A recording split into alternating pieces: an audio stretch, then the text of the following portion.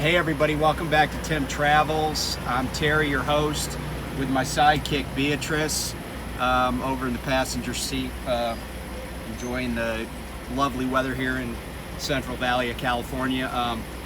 We're in Ripon, I think that's how you say it. It's about maybe like 35 miles south of Sacramento on the 99. So we delivered our ice cream up the street here, and I got a load picking up tomorrow down in Atwater that's going back to Idaho. But anyway, I wanted to talk about a couple of things that are kind of, California based. So California, we haven't really been out here since I started doing this channel, but California, of course, is the Golden State. Capital is Sacramento. Largest city, of course, is Los Angeles. But what's interesting about California is how big it is geographically. It's the third largest state. So it's bigger than Montana, for example, or Nevada, where we were yesterday. It's also the most populous state, and it has a huge economy, and I think it's like the eighth largest economy in the world, not in the United States, in the world. And certainly the United States, the economy of the United States is as huge as it is because California is part of the United States. California also has, if I'm not mistaken, like 50 cities, at least 50 cities that have over 100,000 people in them. So just think about that for a second. 50 cities with over 100,000 people. There are some states that don't even have one city with 100,000 people. So California is a big deal, whether you like the place or not. It's a big deal. It's also a very beautiful state. My wife's from California. She's from Southern California. I like California. I don't mind driving out here. I don't mind driving in the Los Angeles area, even in a truck. I've delivered different places down there. Driven here in Northern California. Although I gotta say, if you look at a map, where I am at is not really Northern California. It's kind of like Central California. Because when you're in San Francisco or Sacramento, it still takes you like hours and hours to get to Oregon. So anyway, so one of the things that I noticed, I was just reading some stuff while I was getting unloaded. California's been in a drought, a major, huge, life-altering drought in various parts of the state, because it is so big. There are different levels, but no matter where you are in California, it's bad.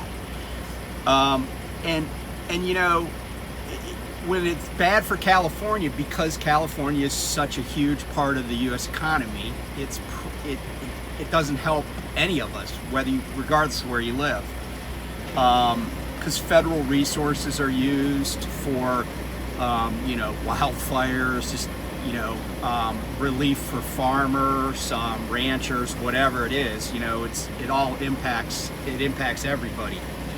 But one of the things I noticed, and this has always bothered me, it even bothered me when I used to live in Arizona, is there are tens, probably hundreds of millions of acres. Now, I'll say tens of millions, I don't want to exaggerate. Tens of millions of acres of grass and I don't mean the kind you smoke, I mean the kind that's just like, you walk on, of grass in California that's as green as the grass at my house on the East Coast, where it rains all the time. And the reason it's all green is because they water it on a daily basis. And I went down one of those curvy, office park, distribution park, center parks, streets, and there was like probably at least 10 feet of grass beyond the sidewalk everywhere. and it was all beautiful and green. It was like a golf course almost, all landscape and stuff. And that stuff hasn't been there that long, right? All these buildings are fairly new. And so, you know, I was like, why? Why do you have all this grass that nobody uses? Nobody plays soccer on it, no kids are running on it, you know, nobody's dogs are really running around on it. It's not a golf course where, you know, it's like a legit business purpose. Although I will quote Al Cervix and say golf courses are the biggest waste of prime real estate there is. But, and it's not, you know, it's obviously not agriculture. It's not hay. You know, they're not growing straw or hay for agricultural purposes or watering fruit trees or vegetable plants or whatever. So it bothers me so much that when I got to the truck stop here, I tried to send an email to the governor of California. That got kicked back. So I just called his office. And you might be like, no, you didn't. And I'm like, yeah, I did. And you can ask anybody that knows me personally. I don't give a crap who it is. I'll say something to him if it's on my mind. So I called the office, and instead of wasting somebody's time, you know, I just I did leave a lengthy voicemail. But, you know, and I know this from living in Arizona. You know, like my sprinkler system on a house I had in Arizona broke, so I didn't water my grass for like a year. Guess what happened? I lost my job, and we decided to move back to Maryland, where we had a house. And we moved back to Maryland. My real estate agent says to my wife and I, hey, you gotta fix the sprinkler system. I'm like, okay. So I fixed the sprinkler system. A buddy of mine that that had been in the Navy, when I was in the Navy, he moved back to Arizona, and he helped me fix it. And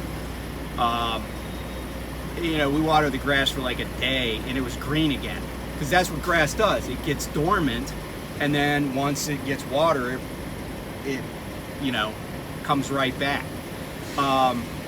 And so, you know, I know that if they just quit watering the grass, then if this drought ever does break, go back to, you know, let the rain water it. But stop watering stuff that does no one any good. No one's using it. It's just something to look at. But when you see green, that, you know, like somebody said to me one time, if you throw enough money at grass, it'll turn green.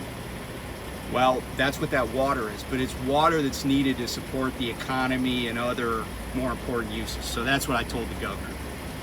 So anyway, another California thing, Donner Pass. B and I came over Donner Pass. Many of you have done it. But let me share this story about the Donner Party. So as you're leaving Salt Lake City, going across I-80, it turns out that for a long time you're traveling almost the exact same route that the Donner Party traveled. And if you'll notice, there's some signs on the road that say California Trail, because it's an historical trail that was used to come across the United States. But you'll also notice some sub signs, for lack of a better term, a little bottom on the bottom of that California Trail sign. And there's some that say Hastings Cutoff. And that's what I wanted to talk about today. So the Hastings Cutoff was basically a shortcut. And, you know, Crete on the back of their trailers, some of them say there are no shortcuts. Well, I've said before, there are shortcuts. But not all shortcuts are created equal. And for a shortcut to be something that you want to invest your time in, you want to make sure it's going to work for you and for the purposes intended. And often, and we've all had those GPS disasters, right? We've all had those GPS disasters. Or maybe we look on a map and we're like, oh, that looks like a short route. And you get out there and you're like, oh, there's no trucks out here. This is great.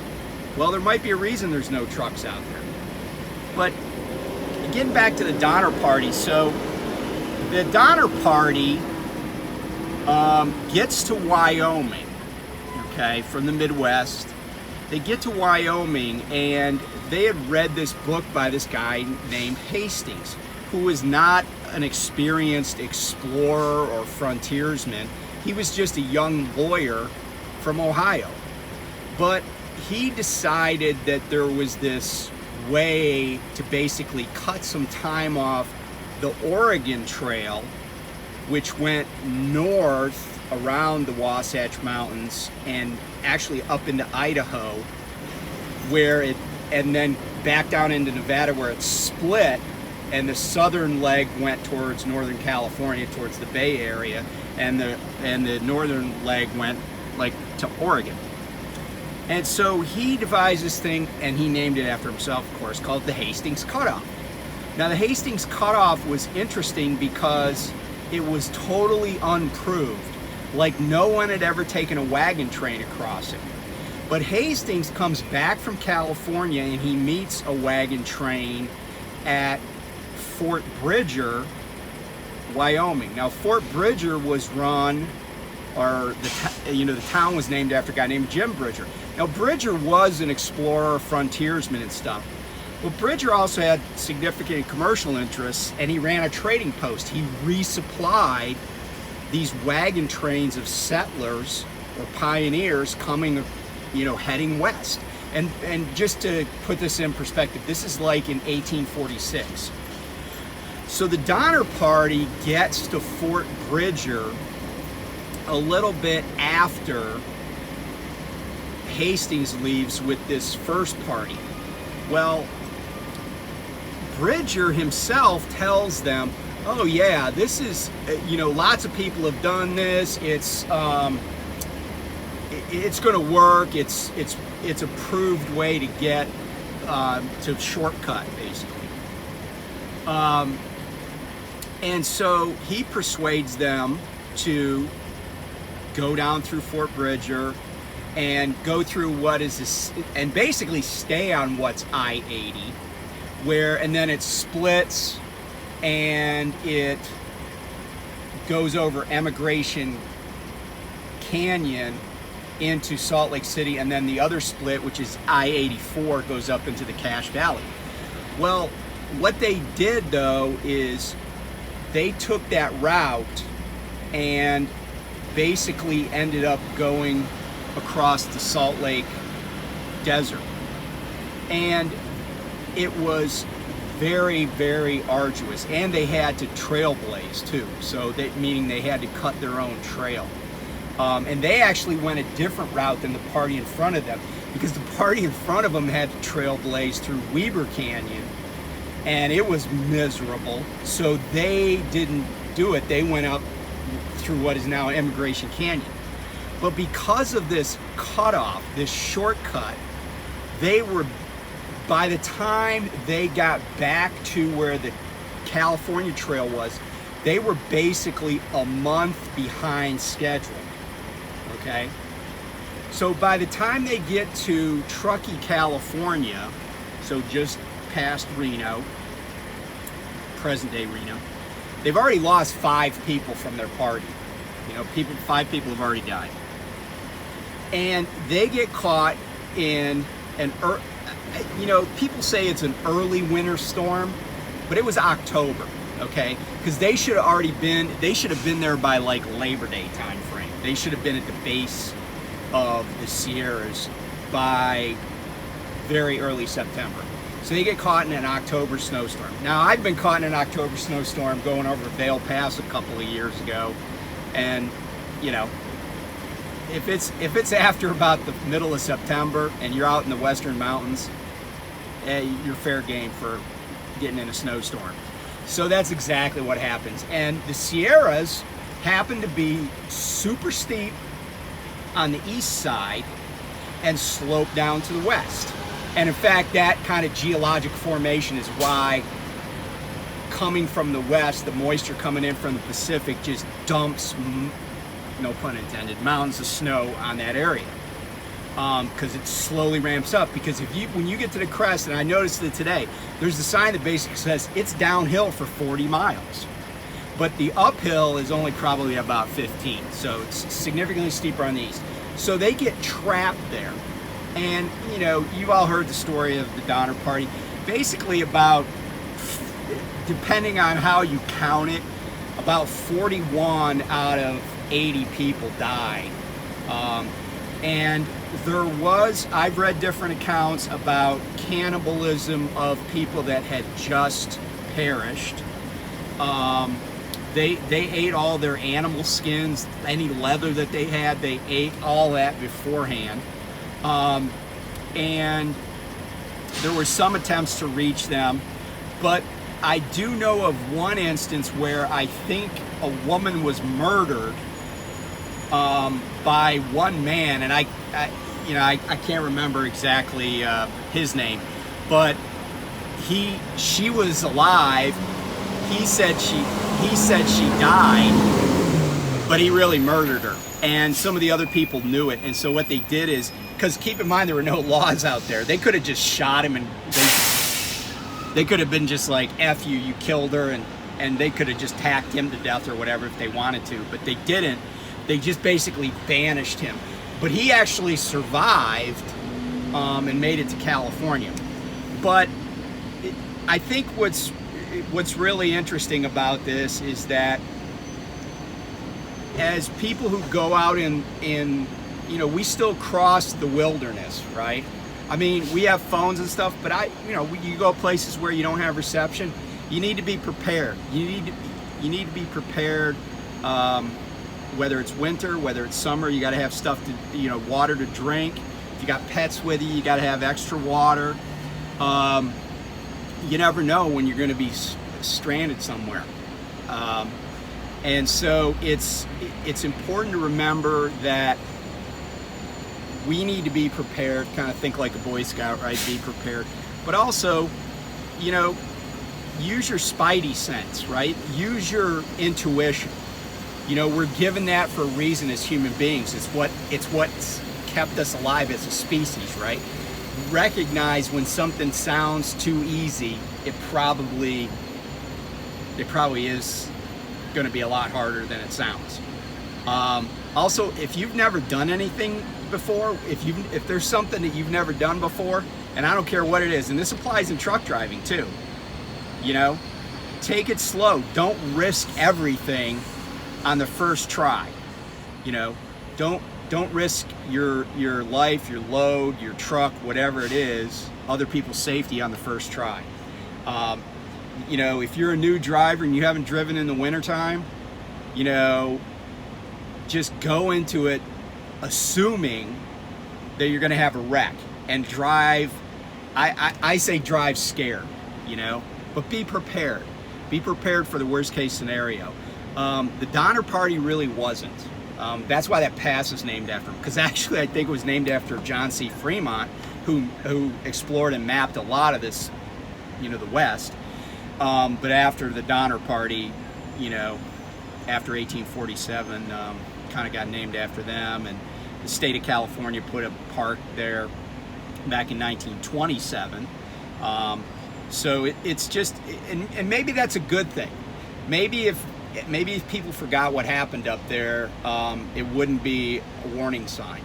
And we still hear of it today. Like, people get stranded, people get lost, people go in the mountains without any, you know, no jacket or whatever, and get caught in a early season snowstorm or whatever. So anyway, that's my kind of history for today and cautionary tale, and yeah, see for yourself and take precautions, and hey, be safe out there. Oh, and by the way, I know a lot of truck drivers smoke, and I don't, but you know, everybody has their own thing. But listen, if you're in an area that's drought plagued like most of the West and you smoke, do not flip a butt out the window, okay? You could be the guy or gal that starts the next major fire and endangers a bunch of lives and a bunch of property. You know, if you smoke, put it out in your vehicle. I know that sounds like common sense, but you know, dragging chains, hot brakes, somebody flipping a cigarette butt out, those are all ways that massive fires have started.